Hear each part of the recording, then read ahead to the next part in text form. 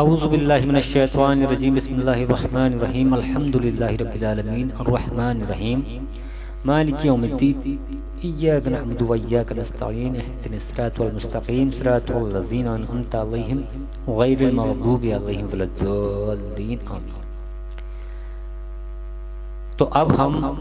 کچھ مختصر واقعہ پیدائش سے متعلق لیں گے، اور یہ جو سیرت النبی یا سیرت الرسول صلی اللہ علیہ وآلہ وسلم کی سیریز کا ایپیسوڈ یا پارٹ 7 شروع ہو رہا ہے، اور اس میں ہم حضور صلی اللہ علیہ وسلم کی پیدائش سے متعلق کچھ مختصر واقعات لیں گے، اور اس کا بیان کرنے کا مقصد کوئی خاص ویسا نہیں ہے، لیکن اتنا ہے کہ ہم حضور صلی اللہ علیہ وآلہ وسلم کی سیرت کو بیان کر رہے ہیں، اس لیے یہ ضروری بھی ہے۔ مختصری بیان کریں گے کیونکہ طویل واقعہ تو بہت واقعہ ہے، طویل ہے اس کو بیان کرنے کے لیے، لیکن مختصر لے کے چلیں گے الحمدللہ۔ تو جس وقت اللہ کے رسول سید عالم صلی اللہ علیہ وآلہ وسلم اس دنیا میں تشریف لائے، اس وقت کا جو ماحول تھا عرب کا، وہ ایسا تھا کہ لوگ اللہ رب العزت سے توکل ہٹا کر کے لوگوں پر، کاہنوں پر توکل رکھنے لگے تھے، ستارہ پرستوں پر توکل رکھنے لگے تھے۔ لوگ نہ جانے کس کس کی عبادت کرتے تھے، کس کس سے توکل رکھتے تھے۔ تو اس طرح کا ماحول ہو چکا تھا، بہت زیادہ گمراہی یہاں پر آ چکی تھی، اور عرب کے لوگ ستارہ پرست، ستاروں کی حرکات سے اور ان سے اپنے مستقبل کا فیصلہ کیا کرتے تھے، ان کی پیشین گوئیاں کیا کرتے تھے۔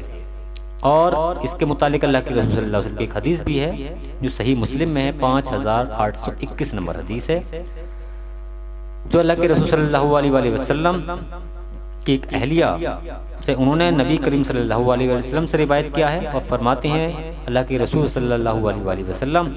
کہ جو شخص کسی کاہن یعنی غیب بتانے والے، یا کاہن کا مطلب یہ نہیں ہے اللہ کی طرف سے کوئی غیب نہیں آتا، اس کے بعد کاہن کا مطلب ہوتا ہے جو ستاروں کی چال ہے، یا کچھ جناتوں کے ذریعے، جو جنات اچک لیتے ہیں فرشتوں کی باتوں کو، ان کے ذریعے یا کسی اور طریقے سے ان باتوں کو لوگوں تک پہنچا دیتی ہیں۔ تو ایسے لوگوں کے پاس جانے کے لیے اللہ کے رسول نے کیا ارشاد فرمایا، جو شخص کسی کاہن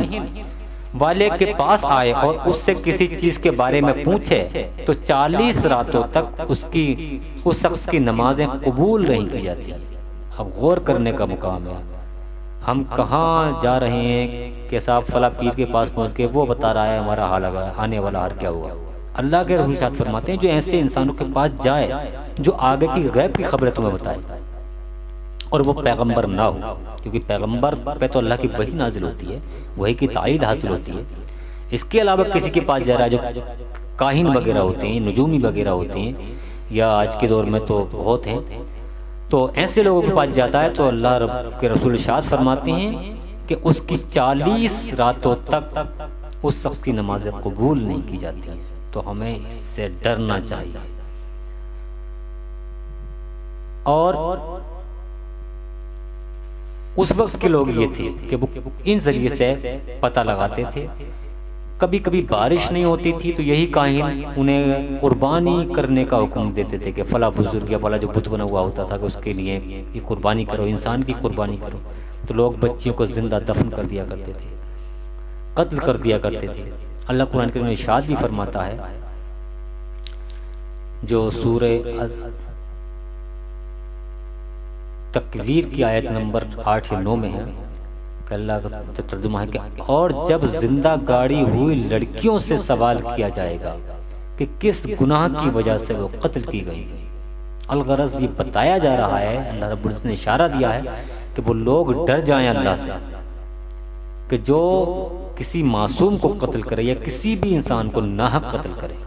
تو اس وقت جو بچیاں قتل ہو رہی تھیں انہیں قتل کر دیا کرتے تھے، زندہ دفن کر دیا کرتے تھے۔ کسی کے گھر میں اگر لڑکی پیدا ہو گئی تو اسے حقارت کی نگاہ سے دیکھتے تھے اور اسے برا سمجھتے تھے،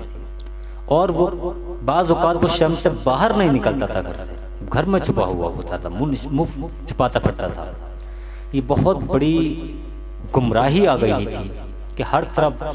ظلم و ستم بڑھ گیا تھا، جو غریب تھا اسے اور دبایا جا رہا تھا، جو امیر تھا وہ اور امیر ہوتا چلا جا رہا تھا، جس کے پاس زور اور طاقت تھی اس کی بہادری تھی، اس کی سرداری تھی، اور جو کمزور تھا وہ پٹ رہا تھا، وہ غلام کی زندگی گزار رہا تھا۔ اور عورتوں کا تو یہ حال تھا کہ وہ اپنے زبان بھی اگر ہلانا تھا تو ان کی ایسا مان لو کہ ان کی زندگی کی قیمت تھی، انہیں زندگی سے ہاتھ دھونا پڑ سکتا تھا۔ المختصر کہ انصاف لٹ چکا تھا،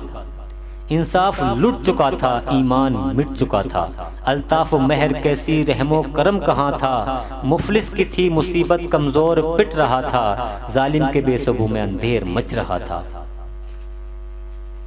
اور بیدوں کی تھی انسانیت کے جوہر کونوں میں رو رہے تھے، رحم و کرم کے پتلے قبروں میں سو رہے تھے، الٹی چھری سے ذبح انسانیت ہوئی تھی، نفسانیت شرارت گھٹی میں پڑ گئی تھی، عیاشی بدمعاشی معمولی دل لگی تھی، دن رات کا جوا تھا ہر وقت میں کشی تھی، اور ظلم و ستم کے جھنڈے ہر سمت گڑ رہے تھے، حیوانیت کے پردے عقلوں پہ پڑ رہے تھے، مظلوم کی غلامی دوزخ کا تھا فسانہ، گردن پہ گرم لوہے کپڑا تھا اور نہ کھانا،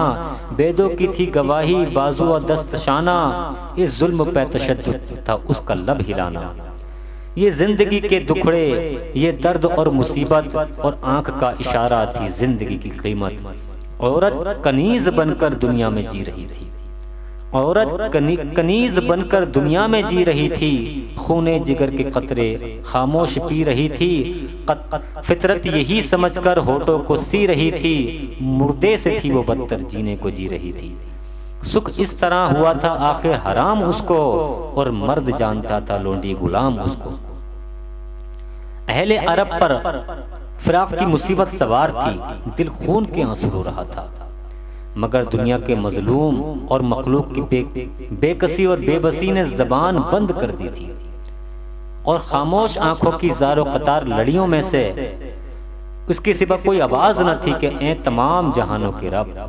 کیونکہ جب کوئی سہارا نہیں ہوتا ہے تو انسان پھر اسی کو پکارتا ہے جس سے توکل ہوتا ہے، تو اس وقت کی بھی پردہ نشین بچیاں مائیں بہنیں جو زندہ دفن ہو رہی تھیں، ان کی دلوں سے جو آہ نکل رہی تھی وہ یہی آہ تھی کہ پروردگار عالم،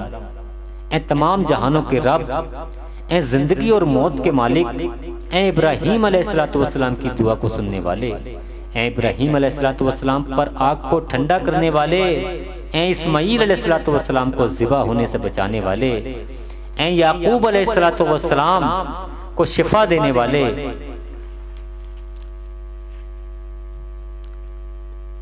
اور انہیں بینائی دینے والے، اے نوح علیہ السلام کی کشتی پر سوار کرانے والے، اے یونس علیہ السلام کو مچھلی کے پیٹ سے نجات دینے والے، اے تمام کائنات کے رب، ہماری پکار کو سن لے، ہم اس ظلم و جبر سے صرف تجھی سے نجات مانگ رہے ہیں، تو ہی ہر چیز پر قادر ہے، اے ہمارے رب ہم کو اس ظلم و ستم سے بچا، اور حضرت ابراہیم علیہ السلام کی دعا کو قبول فرما، اور وہ پیغمبر جس کی بشارت نبی کریم صلی اللہ علیہ وآلہ وسلم کی بشارت جو ابراہیم علیہ السلام نے دی تھی، اللہ تو اس پیغمبر کو بھیج دے۔ وہ کیا دعا تھی جس کا ذکر اللہ رب العزت نے سورہ البقرہ 129 آیت میں فرمایا ہے کہ رب بنا، ابراہیم علیہ السلام نے دعا کی تھی، رب بنائے ہمارے رب، وابعث بھیج، فیہم انہی میں یعنی میری اولاد میں، رسول کو، منہم انہی میں سے، یتلو جو تلاوت کرے، علیہم انہی پر، آیاتی کا تیری آیتوں کی، وَيُعَلِّمُهُمُ الْكِتَابُ وَالْحِکْمَةَ اور انہیں سکھائے کتاب اور حکمت کا علم، وَيُزَكِّهِمْ اور انہیں صاف ستھرا کر دے، پاک کر دے، اِنَّكَ أَنْتَ الْعَزِيزُ الْحَكِيمُ بے شک تو ہی بڑی عزت والا ہے، بڑی حکمت والا ہے۔ یہ دعائیں وہ کر رہی تھیں کہ اے ہمارے رب ان معصوم بچیوں پر رحم فرما، مظلوموں، مجبوروں اور بے قصور غلاموں پر رحم فرما، اور اس ظلم و جبر کا خاتمہ فرما۔ الغرض اسی طرح انہوں نے دعائیں کی اور اللہ تعالیٰ سے اپنی دعاؤں کے قبول ہونے کا انتظار کرنے لگے، اور امید رکھتے تھے کہ ایک نہ ایک دن اللہ تبارک و تعالیٰ ان کی دعاؤں کو قبول فرمائے گا اور اس ظلم ستم کو ختم کر دے گا۔ اب وہ دعا جس نے آسمانی آبادی کا بقایا نور بنایا ہوا تھا، فرشتوں کے مقدس ہاتھوں میں زمین کی طرف چلی، حدود انسانی میں داخل ہوئی، اور آج ایک دفعہ خدا کے پاک بندے یعنی حضرت ابراہیم علیہ السلام کی التجا کی آواز میں غلغلہ بلند ہوا کہ ربنا وابعث فیہم رسول منہم یتلو علیہم آیاتک ویعلمہم الکتاب والحکمہ ویزکیہم انک انت العزیز الحکیم۔ زمین اپنے دورے پورے کر رہی تھی اور آسمان بدستور چکر لگا رہا تھا۔ خلیل اللہ کی دعا انسانی ہستیوں میں تبدیل ہوتی ہوئی لمحہ بلمحہ مقصود کی طرف جا رہی تھی۔ ایسا محسوس ہوتا تھا کہ ریگستان عرب کا ذرہ ذرہ، فرشتوں کی جماعت، حوروں کے جھرمٹ، درختوں کی شاخیں، ہوا کی گونج، پرندوں کی چہچہاٹ، سب کے سب یہی دوہرا رہے ہیں، کیا؟ ربنا وابعث فیہم رسولا منہم یتلو علیہ آیاتک ویعلمہم الکتاب والحکمہ ویزکیہم انک انت العزیز الحکیم۔ عرب کی وہ سرزمین جو انبیاء کا گہوارہ تھی، جس نے بڑے بڑے جلیل و قدر پیغمبروں کے قدموں کو بوسہ دیا تھا، نفس کا شکار ہو چکی تھی۔ قتل خوریزی کے بازار گرم تھے، ہر طرف ظلم و ستم، لوٹ مار کا ماحول تھا۔ طاقتور کمزور کو، دولت مند مفلس کو، اختیار لاچار کو، تندرست بیمار کو ستا رہے تھے۔ عورت لونڈی اور کنیز بن چکی تھی۔ کہتے ہیں کچھ ظلم و ستم سہنے کی عادت بھی تھی ان کو، کچھ یہ بھی کہ دربار میں سنوائی بھی نہ تھی۔ انسانیت کا پتہ تھا نہ آداب کا، الغرض زبردست کی شہنشاہی تھی، کمزوروں کی تباہی تھی، قانون نہ قاعدہ، روک نہ ٹوک، ہر طرف جہالت اور بت پرستی کا ماحول، خود غرضی، نفس برداری کی گھٹائیں ہر طرف چھائی ہوئی تھی۔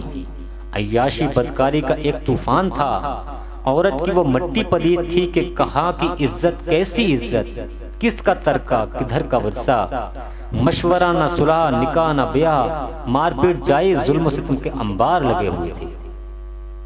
کہ کبھی خود پہ کبھی حالات پہ رونا آیا،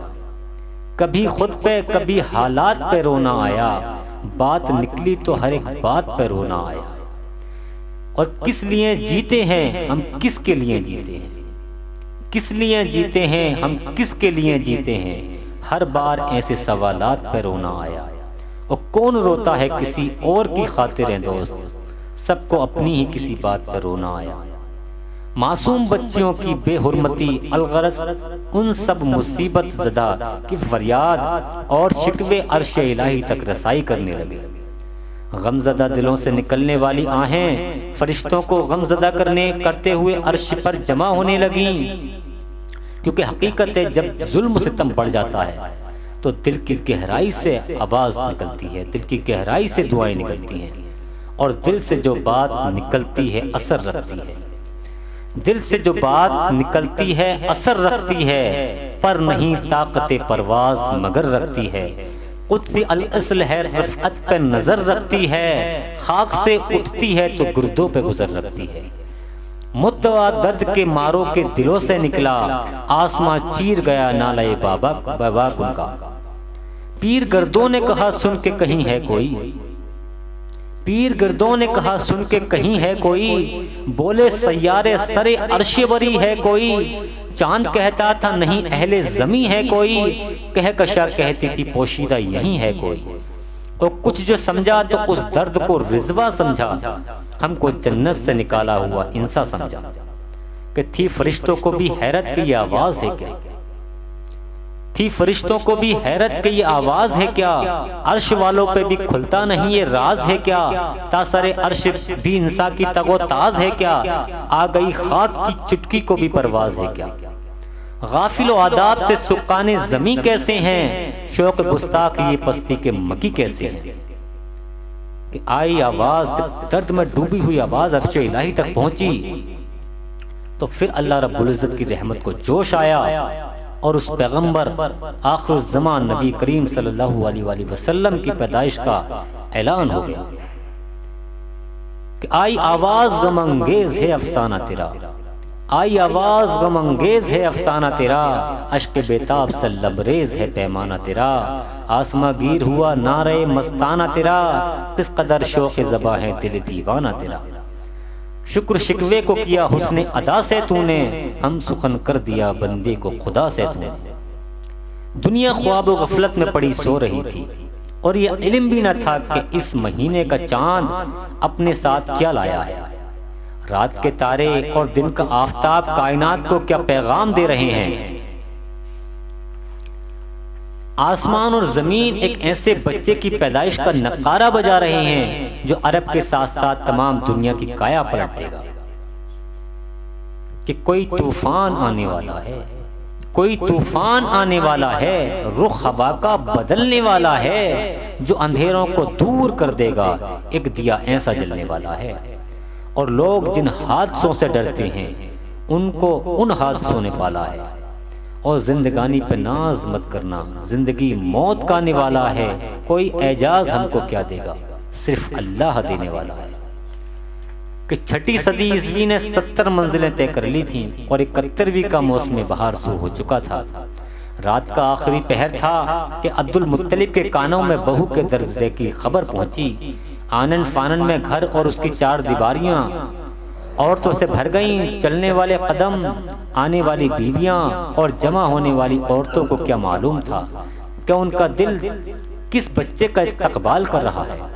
یہ بچہ جو باپ کی شفقت سے محروم ہو چکا ہے، قدرت کی محبوب ترین مخلوق ہوگا، اور ہم سب اس پر سو جان سے نثار ہوں گے۔ رات کا دورہ ختم ہو چکا ہے، آسمان نے کروٹ بدلی، ٹھنڈی ہوا کے جھونکے نے ریگستان عرب کو سرد و ساداب کر دیا۔ طائرائن خوشحال الہام یتیم عبداللہ کی تشریف آوری کا مزدہ چہک چہک کر گانے لگے۔ صبح صادق نے رات کی سیاہی کو دور کیا اور نور کی چادر ہر سمت پھیلا دی۔ روشنی اندھیرے پر غالب آئی، سبا کھیلیوں میں مشروف ہوئی، اور سرسبز درختوں کی ہری بھری شاخیں فرط مسرت سے جھوم جھوم کر آپس میں گلے ملنے لگیں۔ آمنہ کے لال پر زمین کائنات نثار ہونے کو آگے بڑھی۔ 12 آبر شاخوں نے عرض مجازی کو بوسہ دیا۔ نسیم نے ہزاروں جان سے قربان ہو کر صفات عرضی کو چوما۔ ہوا نے اس مقدس نام کی تسبیح پڑھی۔ خوش رنگ پھولوں نے مکے کی خاک اپنی آنکھوں سے ملی، اور ملک کا چپا چپا اور ذرہ ذرہ اس مسرت میں لہلاتی ہوئی کونپلوں کا ہم آہن ہوا۔ آسمان عرب نے عبد المطلب کے گھر اور در و دیواروں پر روشنی کی بارش کی۔ چمکدار تارے عبداللہ کے لخت جگر پر قربان ہوئے، اور مخلوق فلکی نے شادمانی کا غلغلہ بلند کیا۔ آتش نمرود کے ذرات پھولوں کا لباس پہن کر زر و جواہر کی کشتی میں سوار ہو کر دعائے ابراہیمی کو سر پر اٹھائے حضرت عبد المطلب کے گھر نمودار ہوئے۔ دارا بن یوسف کی دیواریں تعظیم کو جھکیں، فرحت کی جھڑیاں برسیں، ہوا معطر ہوئی، آسمان اور زمین مبارک باد کے نعروں سے سرگرم ہوئی۔ ابراہیم علیہ السلام کی دعا کچھ اس انداز میں قبول ہوئی کہ اللہ جس کا ذکر سورہ الجمعہ میں یوں ارشاد فرماتا ہے، آیت نمبر 2 میں، هو الذی، وہ اللہ ہی ہے، بعثا، جس نے بھیجا، فی الامیین، انہی لوگوں میں جو اہل کتاب نہیں تھے یا دنیاوی اعتبار سے پڑھے لکھے نہیں تھے، فی الامیین، انہی میں، رسول نے ایک رسول کو، منہم، انہی میں سے، یتلو، جو تلاوت کرتا ہے، علیہم، انہی پر، آیاتہ، اللہ کی آیتوں کی، اللہ کی نشانیوں کی، وَيُزَكِّيهِمْ، اور انہیں پاک کرتا ہے، صاف ستھرا کرتا ہے، وَيُعَلِّمُهُمُ الْكِتَابُ وَالْحِکْمَةَ، اور انہیں کتاب اور حکمت کا علم سکھاتا ہے، وَإِن كَانُوا مِن قَبْلُ لَفِي ضَلَالٍ مُبِينٍ، جبکہ وہ اس سے پہلے کھلی ہوئی گمراہیوں میں تھے۔ اور اس طرح کی آوازیں آنے لگیں، اس طرح کی شاعری نے لکھا ہے۔